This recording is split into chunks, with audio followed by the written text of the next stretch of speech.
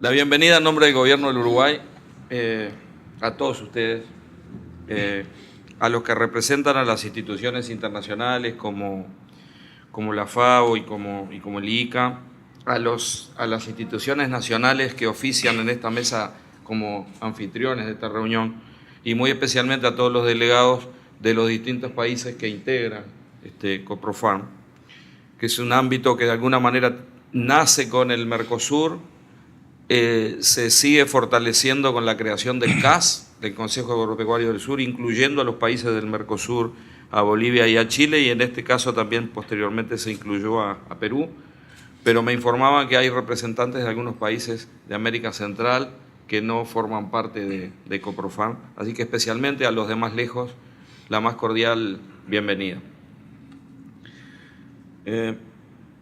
Evidentemente, como seguramente muchos de ustedes nos visitan por primera vez, en nombre del Gobierno de Uruguay y del Ministerio de Ganadería, Agricultura y Pesca, me gustaría que la bienvenida no fuera una simple formalidad, sino que cumpliera el rol de introducirlos brevemente a la realidad del Uruguay, a la realidad de la producción del Uruguay y a la realidad y el desafío permanente de la creación de una inteligencia competitiva para que la agricultura familiar se inserte de esa forma, competitivamente en las cadenas de valor que son los motores de crecimiento económico de nuestro país, para que de esa forma construir un desarrollo no solamente económico, sino social y ambiental.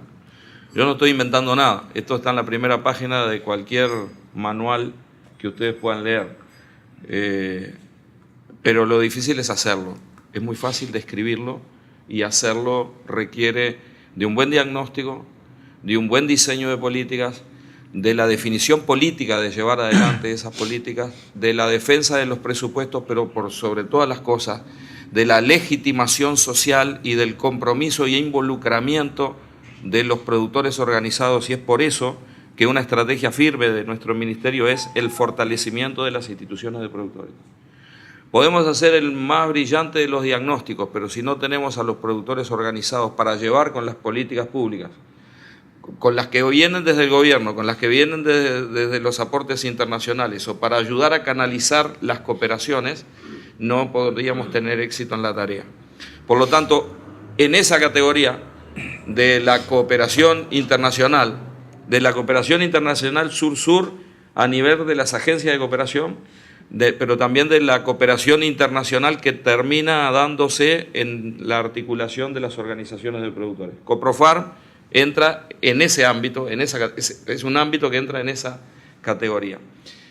Desde esa perspectiva, déjenme contarles muy brevemente una descripción del Uruguay. El Uruguay es el país de menor población por kilómetro cuadrado de América Latina. 3,5 millones de habitantes en 17 millones de hectáreas, que compartimos con 12 millones de vacas. Por lo tanto, es un país que tiene todavía el 65% de su superficie cubierta por pastizales naturales. Los pastizales naturales constituyen, yo diría, la columna vertebral en términos económicos, en términos ambientales y en términos de biodiversidad de un país que se proyecta a vender en materia alimenticia las mejores proteínas, conjuntamente con algunos otros vecinos, las mejores proteínas rojas, pero trascendiendo aquellos aspectos vinculados a lo organoléptico del alimento, incorporándole aspectos vinculados a lo que nosotros llamamos el valor agregado ambiental. Y eso implica certificar una cantidad de cosas para tratar de transformar ese valor, ese producto de alto valor, en una oportunidad no solo para la ganadería de gran y mediana escala, sino también la ganadería familiar. Cuando hablamos de agricultura familiar en el Uruguay, en virtud de nuestro paisaje ganadero, tenemos que dar una primera referencia. El 72% de los productores familiares del Uruguay son ganaderos familiares, que se dedican a la producción vacuna o a la producción ovina. El 80% de nuestra producción hortícola y frutícola es de la agricultura familiar.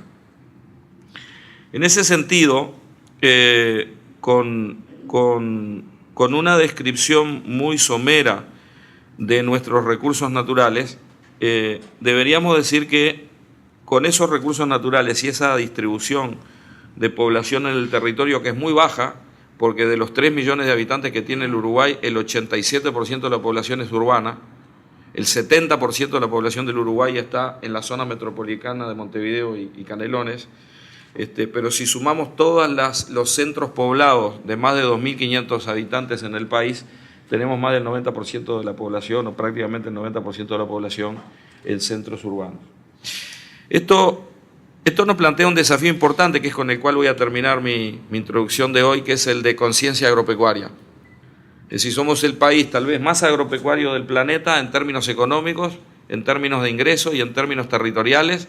Sin embargo, buena parte de ese 90% de nuestra población no tiene clara conciencia de la importancia que para la sociedad, para aquella persona que va caminando por la acera de enfrente, probablemente está su vida fuertemente afectada por los resultados de la actividad agropecuaria, de la del agronegocio y la de la agricultura familiar.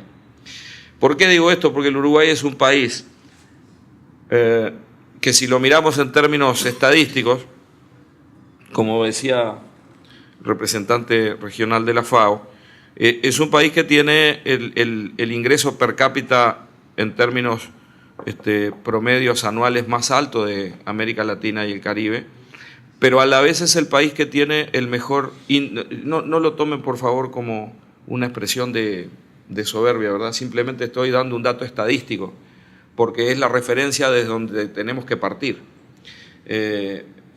Un país con una distribución de la riqueza medida por el índice de Gini, que es la mejor también de América Latina. Entonces, para nosotros eso es un desafío muy grande, porque es muy difícil avanzar cuando se parte de un nivel alto. Entonces, en ese sentido, eso no quiere decir que esa distribución esté cerca de ser perfecta, y por eso tenemos que trabajar en políticas diferenciadas y especialmente direccionadas para lograr la construcción de los bienes públicos y de los apoyos necesarios que nos permitan que cada vez menos productores sean de alguna forma separados de su actividad por las fuerzas del mercado, y eso no lo podemos lograr exitosamente y sobre todo sosteniblemente en el tiempo si no lo logramos con buenos fundamentos que sean permanentes en el tiempo. Y esos buenos fundamentos tienen que ver con mejorar las condiciones, mejorar las capacidades, levantar las restricciones de financiamiento,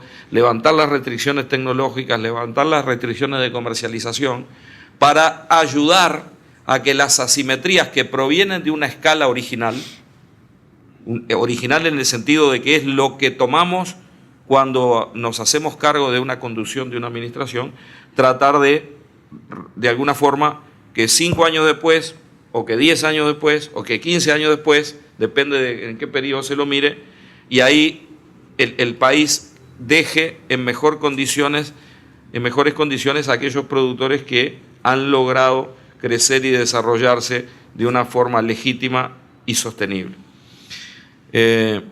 Y cuando hablo en términos de muchos años, no quiero dejar pasar el concepto de política de Estado. Nada de esto se va a sostener en el tiempo si no trasciende a la voluntad política del gobierno de turno. Y por eso este es uno de los conceptos, como la política frente al cambio climático, como la política de conservación de nuestros recursos naturales, como la política de la intensificación sostenible, la política de apoyo al desarrollo rural desde la perspectiva que les mencioné, de una forma que permita que nuestros agricultores se inserten en las cadenas de valor y que los 15 o 20 novillos del pequeño ganadero familiar puedan acceder a los mismos mercados con las mismas certificaciones, con la misma trazabilidad, con el mismo valor que el de su vecino que tiene 400 o 500 novillos. Porque en definitiva no vamos a resolver nada solamente haciendo el diagnóstico de que tengo uno grande al lado de uno pequeño. Tengo que tener políticas diferenciadas para que el pequeño no sea fagocitado desde el punto de vista económico por razones de escala, por el que es más grande. Lo demás son discursos. ¿Y por qué hago este énfasis? Porque la situación de la agricultura familiar en América Latina y Centroamérica es muy diversa. Este modelo que yo estoy planteando probablemente no sea aplicable en otras realidades y por lo tanto no pretendo darles lecciones a nadie. Por eso empecé diciendo que estoy describiendo cuál es la situación y frente a esa situación de recursos naturales que constituyeron históricamente nuestras ventajas comparativas, describir brevemente cuáles son los instrumentos de política que nos permiten transformar las ventajas comparativas en ventajas competitivas. Y esas ventajas competitivas en algunos casos tienen que tener el condimento de bienes públicos y de políticas diferenciadas para la agricultura familiar.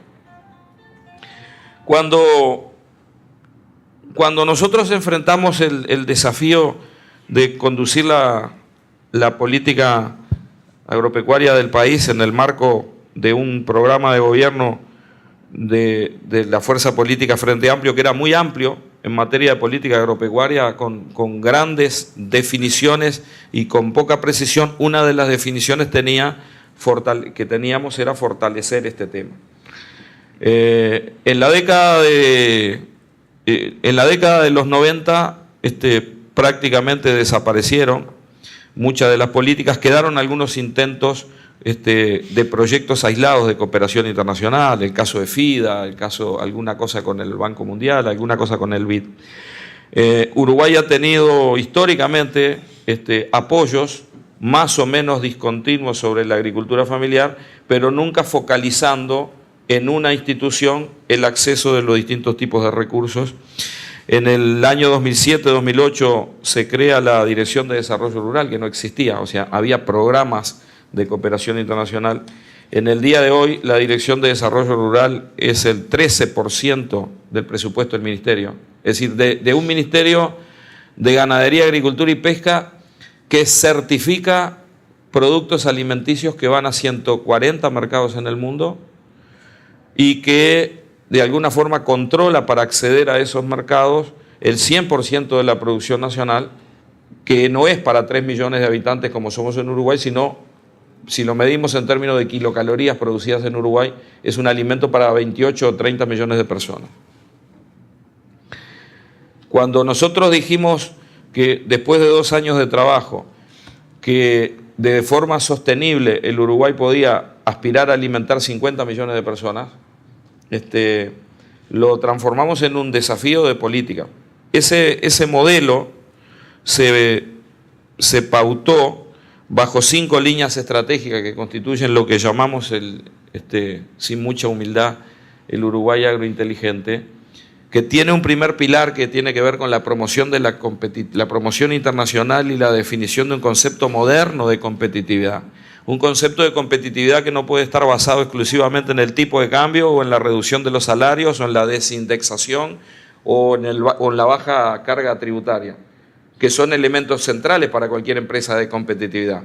Pero si tengo $17.500 per cápita, no puedo pensar que el Uruguay va a ser competitivo pagando salario de $150. No puedo concebir el desarrollo del Uruguay creando una competitividad sobre la base de bajos salarios. No puedo concebir un desarrollo, porque no sería desarrollo si no fuera sostenible, que basara su economía en una competitividad de corto plazo basada en el deterioro de nuestros recursos naturales. Y mucho menos construiría el desarrollo si no tuviera presente que el 70% de la población productiva del Uruguay, de los agricultores del Uruguay, son agricultores familiares. Si no tengo una política para el 70% de los agricultores, podré estar desarrollando crecimiento, pero jamás estaré consolidando el desarrollo en los 3 aspectos en las 3 líneas con que debe concebirse el desarrollo. El segundo pilar que definimos fue el de intensificación sostenible, y por eso hoy Uruguay es un país que, viendo un desarrollo vertiginoso de la agricultura, de la mano de la siembra directa que hablábamos con el colega brasileño, empezó por su zona, ahí cerca de Naumetoque en la década del 90. Ese crecimiento de la agricultura nos planteó una serie de desafíos en materia de competencia en materia de la capacidad de competir entre algunos agricultores y otros por la tierra, pero también nos planteó desafíos en términos ambientales, y nos lo plantea hoy, y nos planteó desafíos en el principal problema ambiental que históricamente tuvo el Uruguay, que es el deterioro de los suelos por la erosión hídrica. Y con satisfacción puedo decir que hoy el Uruguay tiene 1,5 millones de hectáreas, el 96,5% de su superficie agrícola, regulado su uso por la aplicación de un modelo matemático que predice la erosión, una política pública que transformó conocimiento científico en una herramienta de la política que exige una responsabilidad por parte del propietario de la tierra, que es en quien en última instancia recae la responsabilidad de conservar sosteniblemente el uso productivo de ese suelo, o conservarlo mediante un uso productivo sostenible, debe decir, que nos permite soñar con que nuestros nietos van a encontrar un suelo donde seguir haciendo agricultura. Nuestros nietos o los nietos de otro, no importa el concepto de la propiedad de corto plazo. En el Uruguay, salvo las 500.000 hectáreas del Instituto Nacional de Colonización, que son tierras del Estado, el resto de la tierra, a diferencia de otros países, es de propiedad privada, pero la propiedad privada no es irrestricta. La propiedad privada tiene algunas limitaciones y la conservación del uso, la conservación de la capacidad productiva de los suelos es una de las limitaciones que consagramos en la Ley de Conservación de Suelos hace muchísimos años, pero que terminamos aplicando con este instrumento que decía hace pocos años. Estamos en este momento por promulgar, está con media sanción, por suerte con unanimidad, la modificación de la ley de riego. El Uruguay es un país rico en agua. El Uruguay, el factor más importante climático que afecta a la producción agropecuaria del Uruguay son las sequías recurrentes, en un país donde llueve 1.500 milímetros por año y donde escurren por nuestros ríos y arroyos el 45% de esos 1.500 milímetros. A mí siempre me gusta decir que 1.500 milímetros son 1.500 litros de agua por metro cuadrado. Lo que quiero decir es que durante un año, en un metro cuadrado llueven 600 litros que escurren. De esos estamos aprovechando en este momento menos del 3,9%. Si nosotros duplicáramos el aprovechamiento del escurrimiento, pondríamos bajo riego 600.000 hectáreas en el Uruguay. Y pasaría en la mayor parte de la superficie agrícola del Uruguay lo que nos brindó el clima de este año, porque este año llovió como si hubiéramos regado, y por eso hemos batido los récords de producción de maíz, de soja, de sorgo. Incluso llevamos el récord de faena de bovinos en el primer semestre del año. Eso es agua. Acá no hay nada más virtuoso que la fotosíntesis. Y la fotosíntesis necesita energía solar, necesita agua y necesita anhídrido carbónico. El cambio climático nos va garantizando una concentración cada vez más alta de anhídrido carbónico en el aire, por lo tanto el factor limitante no está ahí. Gozamos de una buena luminosidad, pero 19 de cada 20 años el factor limitante es el agua. El tercer concepto que definimos como política es la adaptación al cambio climático, pero la adaptación sin resignar nuestras responsabilidades en mitigación. Y es ahí donde definimos un concepto de cobeneficios entre adaptación y mitigación, porque todos nuestros sistemas productivos, si manejan mejor los recursos naturales, si manejan mejor el pasto y se manejan mejor los bosques, no solamente secuestran más carbono, sino que son más resilientes frente a una variabilidad climática que nosotros no podemos cambiar por nosotros mismos, porque también tenemos que afrontar con firmeza y con valentía que cuando se nos pone la responsabilidad del cambio climático en las cadenas agropecuarias y agroindustriales, debemos decir que el 80% del calentamiento global se debe en el mundo a la energía y al transporte. El 19% se debe a la producción agrícola y dentro de ese 19%, el 6% se debe a la deforestación, cambio de uso de la tierra. Por lo tanto, no es lo mismo producir carne o producir soja en un suelo que tenía una capacidad agrícola original que hacerlo en una zona que se deforestó. Pero la pregunta ética en términos intergeneracionales es si el productor de Brasil o el productor de Paraguay se pregunta ¿por qué Europa tuvo el derecho de deforestar media Europa hace 200 años y no lo tengo yo ahora? Y eso es lo que se debatió durante 20 años sin llegar a ningún resultado y finalmente, con un aporte, quiero decirlo con orgullo, comprometido e incidente de la delegación de Uruguay con otros países de América Latina, se logró en el Acuerdo de París que en su preámbulo la agricultura quedara establecida como un sector especialmente sensible y que los objetivos de reducción en materia de emisiones estuvieran de alguna forma subordinados al logro de algunos de los objetivos de desarrollo sostenible, como son eliminar el hambre y la pobreza. Por lo tanto, si queremos conservar el planeta a costa de que la gente no tenga opciones de desarrollo, cometeríamos un error.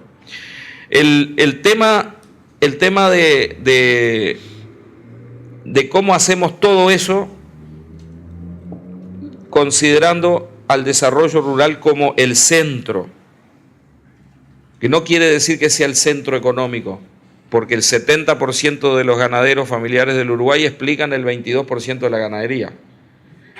Pero el centro desde el punto de vista de la filosofía con que se concibe la política, no solamente en términos cuantitativos, sino en términos de población territorial, en términos de conservación de cultura, en términos de equidad social, en términos de construcción de oportunidades, para que no sigamos despoblando nuestro campo. Ahora, la definición de no despoblarlo no puede ser a costillas de que la persona sobreviva sin tener los accesos, sin tener la informática, sin tener la caminería, sin tener la escuela rural, sin tener la conectividad para sentirse pleno y satisfecho decidiendo que se queda en el campo porque logra todas esas satisfacciones. Porque si no estaríamos generando ciudadanos de dos categorías, los que tienen todos los servicios en las ciudades y los que se quedan en el campo porque sobreviven. Y en un país de $17.500 per cápita no frenaríamos jamás la migración del campo a la ciudad, pero como además tampoco la sociedad es igualitaria en las ciudades, seguiríamos alimentando la asimetría social y económica que hay en todas nuestras metrópolis de América Latina. Por lo tanto, las políticas de desarrollo rural tienen que ver con aplicar una serie de instrumentos. No los voy a describir, pero seguramente el doctor Olascuaga, que va a venir al cierre de esta actividad, podrá hacer una descripción. Pero si yo miro en los últimos 5 años, la Dirección de Desarrollo Rural, con recursos presupuestales y canalizando financiamiento externo, aplicó $45 millones en un ministerio que tiene un presupuesto anual para hacer todo eso que hace, que explica el 78% de las exportaciones de bienes del Uruguay. Eso no se los dije. El Uruguay es un país agropecuario por naturaleza, ha desarrollado el turismo. Este año tuvimos más turistas que habitantes y generamos más divisas por el ingreso de turismo que por la exportación de carne. Pero el 78% de las exportaciones del Uruguay de bienes siguen siendo agropecuarias o agroindustriales, provocando derrames en la economía y encadenamientos que multiplican cada dólar aplicado en la agricultura por 6.22.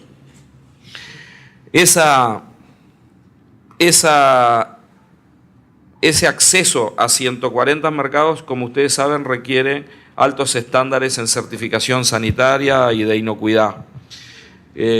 Como además tenemos estrategia de diferenciar nuestra producción, cada una de nuestras vacas tiene un chip electrónico en sus orejas y tenemos un desarrollo de la trazabilidad generada como un bien público.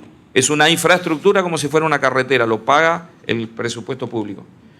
Fuera de todo eso, o mejor dicho, todo eso cuesta $135 millones por año.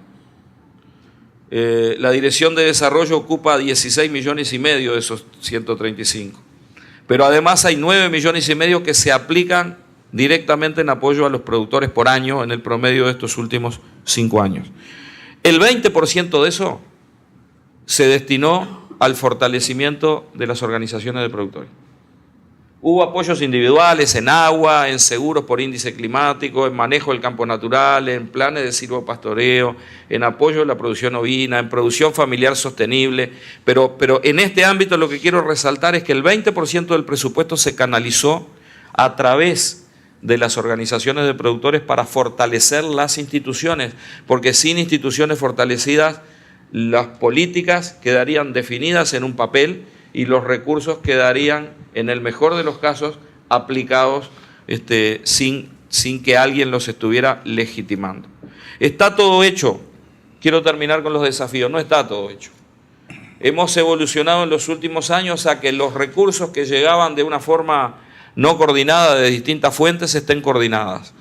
Hemos armonizado presencia de técnicos de la Dirección de Desarrollo Rural en todas las localidades del territorio, en todas las capitales del territorio.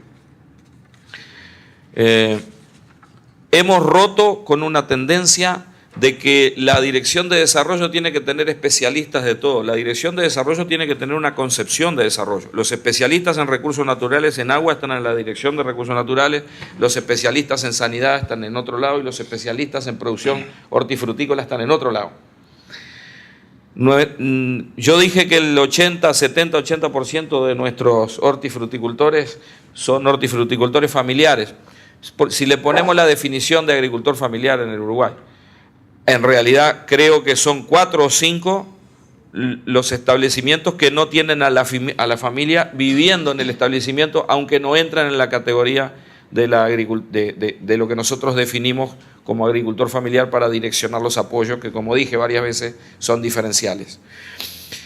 En este momento tenemos una acción de política pública de largo plazo que inició una campaña de promoción al consumo de frutas y hortalizas, por lo que decía Julio. Es decir, el Uruguay tiene una cultura de la alimentación que nos ha llevado históricamente a que si hacemos el análisis estadístico, Uruguay consume menos de la mitad de las frutas y hortalizas que recomienda la Organización Mundial de la Salud. Y en Uruguay los problemas de salud más importantes son las enfermedades crónicas no transmisibles. Todos, si no todos no, pero muchos, tenemos un poco más de pancita de la que deberíamos tener, hacemos poco ejercicio, somos todos borderline en la diabetes, en la hipertensión, en el colesterol, todos tomamos 5 pastillitas por día, o 6, y hay... Vos tomas 10, toma 10. O 2 copas de vino tinto, que también es una buena solución. Es una buena recomendación como anfitrión que los conviden con un buen vino Tanat. El Uruguay apuesta a una política intergeneracional por la cual aumentemos el consumo interno de frutas y hortalizas, porque hay otra característica que no dije, que la mayor parte, la enorme mayoría, 92-93% de nuestra producción fruta y hortícola es la excepción al modelo agroexportador, es consumo interno. Por lo tanto, la oportunidad para el desarrollo comercial de nuestros productores familiares, la mayoría de los hortifruticultores del Uruguay, está en levantar el consumo del mercado interno. Por lo tanto, tenemos ahí una política para mejorar, es decir, generar un mercado para nuestra producción hortifrutícola. Pero al mismo tiempo estamos atendiendo en el largo plazo un problema de salud. Y por último, yo demoré 6 años como ministro en darme cuenta que a estos 5 pilares le faltaba uno. Y por eso el año pasado lanzamos una política de construcción de conciencia agropecuaria.